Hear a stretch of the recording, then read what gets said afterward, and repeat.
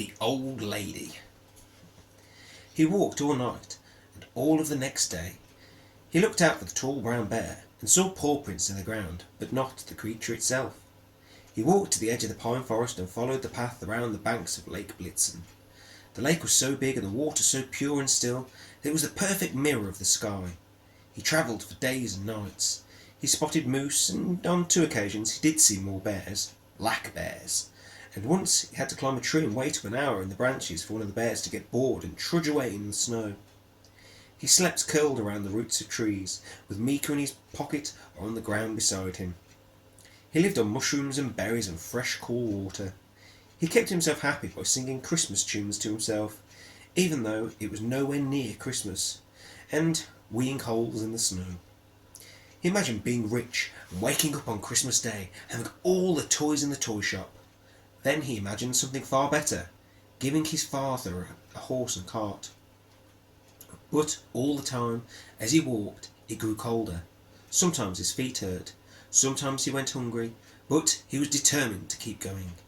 He eventually passed through the village called Sepayarvi that his father told him about. It was just one street full of little wooden houses painted red. He walked along the street. An old toothless lady, bent double over a walking stick, was walking along the road. In Nicholas's limited experience, every village always had to have one old toothless person walking around and saying scary things to strangers, so he was pleased that Sopiavi was no exception. "Where you go, mysterious boy, with a mouse in your pocket?" she said. North, is all he told her. "To look for cheese," added Mika, who still hadn't really got to the point of their journey. The old woman was quite weird, but not weird enough to understand mouse language, so she just looked at Nicholas and shook her head. "Not north," she said, her face as pale as a sheet. A pale sheet, obviously. "Go east," she said. "Or south, or west. Only a fool will go north. No one lives in Lapland. There is nothing there."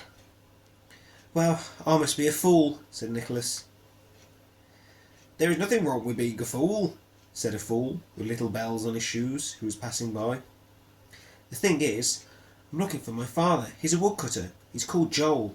He wears a red hat. He has very tired eyes. He only has 9½ fingers. He was with 6 other men. They were on their way to the far north." The old woman considered him.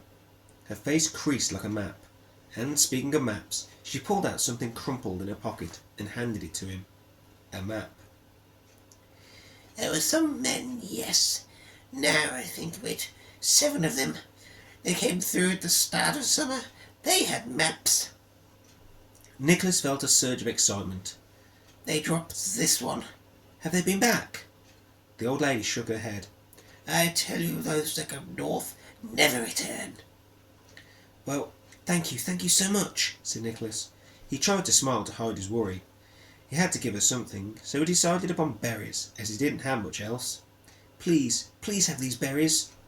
The old lady smiled in return, and Nicholas saw her gums were brown and rotten. "You're a good boy. Take my shawl. You'll need all the warmth you can get." And Nicholas, who could feel that even Mika, though relatively warm inside his coat pocket, was beginning to shiver, took the gift and thanked her again and went on his way.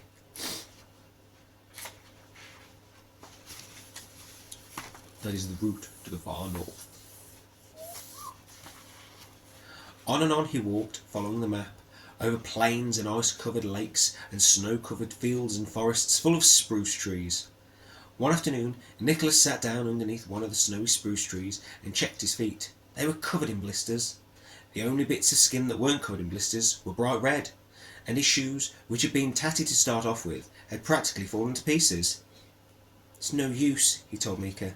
"I don't think I can go on. I'm too tired. It's getting too cold. I'll have to go home." But even when he said that word, home, he realised that he didn't have one. There was the cottage in the pine forest, but that wasn't home anymore, not with Aunt Carlotta living there, not when he wasn't even able to sleep in his own bed. "Listen, Mika," he said, feeding the mouse a mushroom as he sat down by a tree. "It might be best for you if you stayed in this forest. Look at the map. I don't know if we'll make it.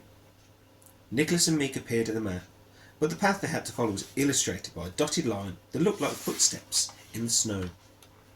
The map had no straight lines on it. It was just one long curving path, weaving through forests and around lakes towards a large mountain. He knew the mountain was very large because it was called, on the map, Very Large Mountain. He lifted the mouse out of his pocket and placed him on the ground. Go on, Mika, lead me. Look, there are leaves and berries. You'll be able to live here. Go. Go on. The mouse looked up at him. Leaves and berries? Don't insult me with talks of leaves and berries. Seriously, Mika, it's for the best. But Mika just crawled back onto Nicholas's foot, and Nicholas put the mouse back in his pocket. Nicholas rested his head on the mossy ground and pulled the old lady's shawl over him, and right there, in the daylight, he fell asleep. As he slept, snow fell. He had a dream about being a child and going to the hills near Lake Blitzen, and of being on the sleigh as his father pushed him and his mother laughed. He was so happy inside that dream. There was a scratchy feeling, and he sprung awake. Mika was pawing at his chest and squeaking with fear. What is it, Mika? I don't have a clue, squeaked Mika. but it's really big and it's horns on its head.